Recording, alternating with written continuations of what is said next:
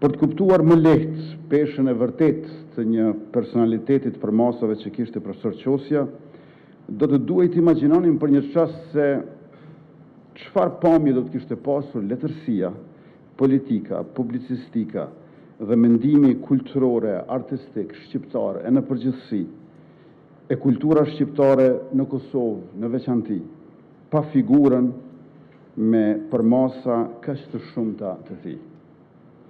Kjo kulturë nuk do të ishte vetëm më e varfër, por do të ishte pa njërin nga shtyllat e panteonit kulturor shqiptar të shekullit 20 dhe të shekullit 21. Pa njërin nga zërat më të qartë, më të guximshëm dhe më të thellë të mendimit kulturor e politik shqiptar. Por njëkohësisht do të ishim edhe pa një plejad të pamatshme të intelektualëve, studiuesve, profesorëve e studentëve që u inspiruan prej tij, i cili kujdes për jetën time dhe prej të cilit kërkoj që të kujdeset edhe për varrosin time.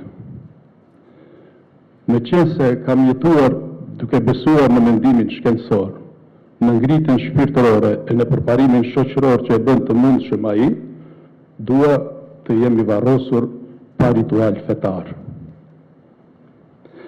Me qenë se kam jetuar dhe kam menduar në pjesën më të madhe të kohës duke shprehur pikpamje kritike ndaj sundimtarëve dhe pushteteve të tyre, dua të jem i varrosur pa kurfar pranie zyrtare. Varrimin tim dua ta bëj vetëm familjarët e mi.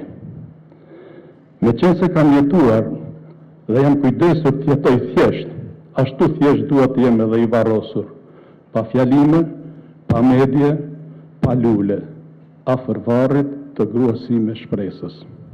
Vdes i qetë. Me qenë se jetën, krijimtarinë mendore dhe veprimtarinë politike ja kam kushtuar lirisë, bashkimit dhe mirëqenies së popullit shqiptar, mund të them se as Shqipërisë shtetërore e as Kosovës, të sotmes dhe të ardhmes së tyre, nuk u kam mbetur borxh. Në qoftë se Kosovën ka mbetur borxh, mua, këtë mund të thonë historianët e ardhshëm të letërsisë, të kulturës e të mendimit politik shqiptar.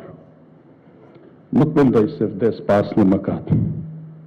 Me qenë se jam rritur, kam jetuar e kam punuar në kushte politike e shoqërore që edhe pas çlirimit të Kosovës, të krijimit të shtetit saj, ishin shumë të vrashta. Nuk mund të them se mospajtimet e mia të shprehura ishin gjithnjë të liruara prej disa gjykimeve e vlerësimeve më të ashpra se çdo të duaj.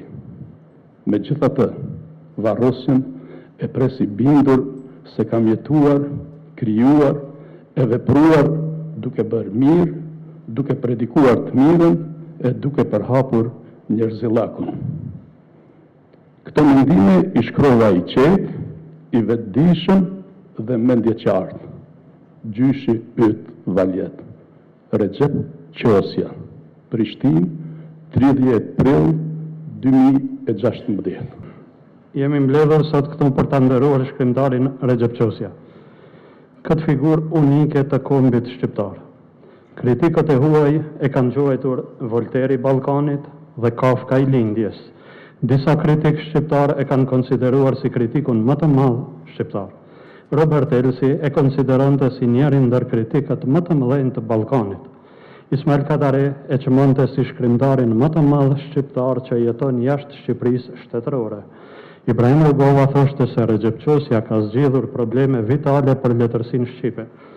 Sabri Ahmeti mendonte se Recep Qosja e ka shpëtuar letërsinë e Kosovës duke e përmbysur realizmin socialist që vinte nga Shqipëria, ndërsa Adi Aliu që çuditej se si ka mundësi që edhe librat kritik të Qosjes lexoheshin më shumë se romanet e autorëve të tjerë,